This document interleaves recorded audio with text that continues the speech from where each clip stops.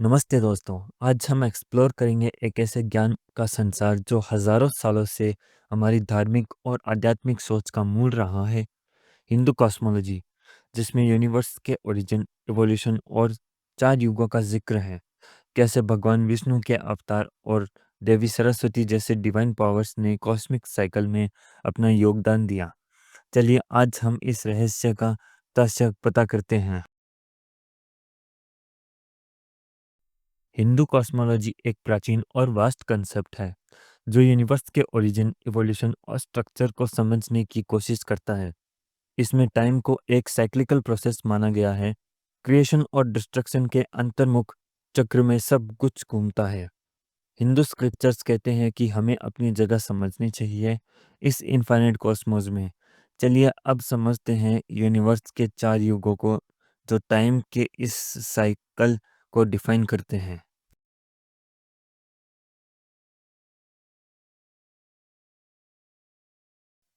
Hindu cosmology के हिसाब से टाइम साइक्लिकल होता है और यूनिवर्स क्रिएशन एंड डिस्ट्रक्शन के साइकिल से गुजरता है।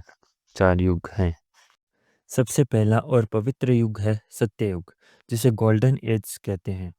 ये एक आध्यात्मिक और समृद्धि का समय था जहाँ सच्चाई और धर्म का राज था। भगवान विष्णु ने अपने अवतार मत्स्य, कुर्म, वराह और नरसिंह के रूप में मानवता को धर्म को सुरक्षित किया।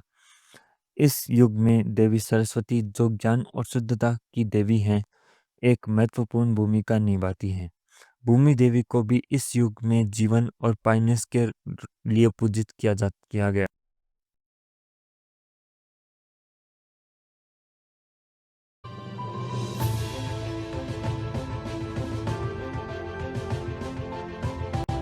भगवान मत्स्य, जिनका अवतार मछली की तरह था, वेद और मानवता को महाप्रलय से बचाने के लिए आए थे। भगवान कुर्म, जिनका अवतार कछुए की तरह था, समुद्र मंथन के दौरान अमृत प्राप्त करने में मदद की थी इन्होंने।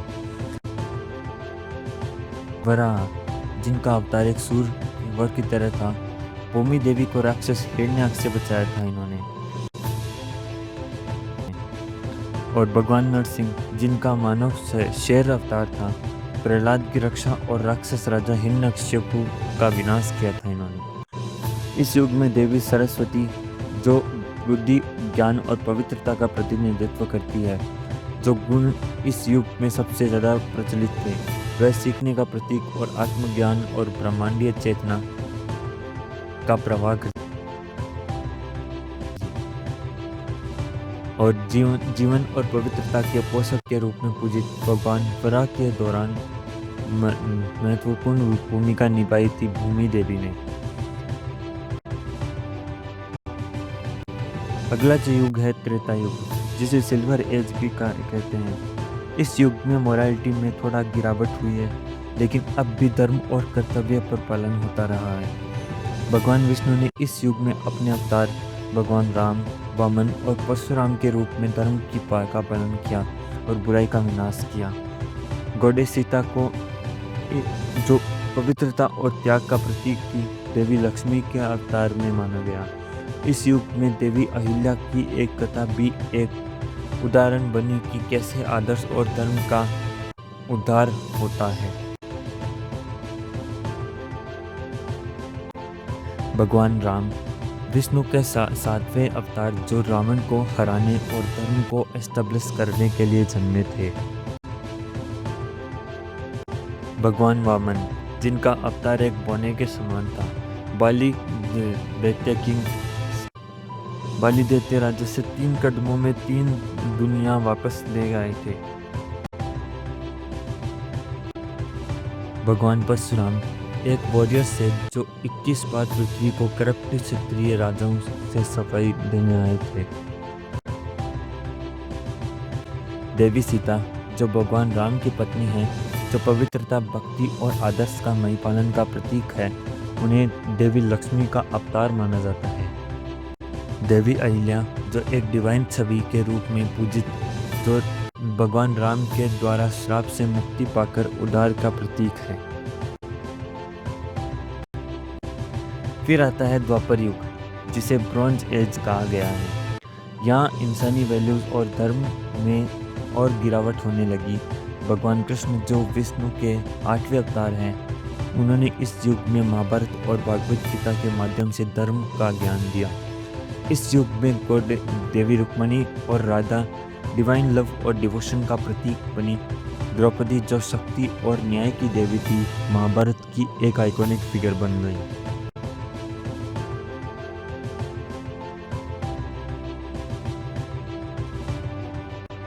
भगवान कृष्ण विष्णु के 8वें अवतार जो महाभारत में एक इम्पोर्टेंट रोल प्ले किया और भागवत गीता दी अपन को।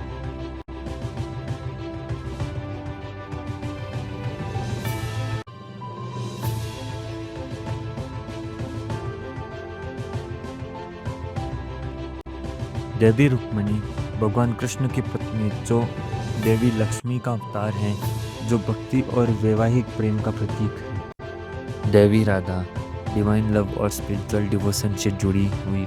राधा को भगवान कृष्ण की इटर्नल सती के रूप में पूजा जाता है। देवी द्रौपदी जो शक्ति का रूप है, जो महाभारत में अपनी भूमिका के लिए प्रसिद्ध है और न्याय और दिव्य शक्ति का प्रतीक है। और अब हम जी रहे हैं चौथे और अंतिम युग में, कलयुग, जिसे आयरन एज कहते हैं।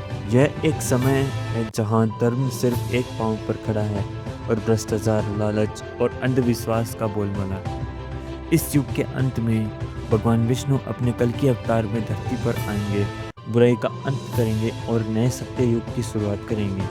इस युग में देवी दुर्गा जो शक्ति और रक्षा का प्रतीक है, बुराई के खिलाफ लड़ती हैं और भक्तों की रक्षा करती हैं। भगवान कल्कि जो विष्णु के 10वें अवतार हैं, जो अभी आएंगे। कल्कि के भविष्य में आने की प्रोफेसीज है, जो कलयुग के अंत में बुराई को मिटाकर धर्म को रिस्टोर करेंगे और नए सत्य युग की शुरुआत करेंगे। देवी दुर्गा एक और शक्तिशाली रूप शक्ति का। दुर्गा दैत्यों को मारकर भक्तों की रक्षा करती हैं और एक टर्बुलेंट यानी कि खराब या उपद्रवी समय में धर्म की स्थिरता को बनाए रखती है।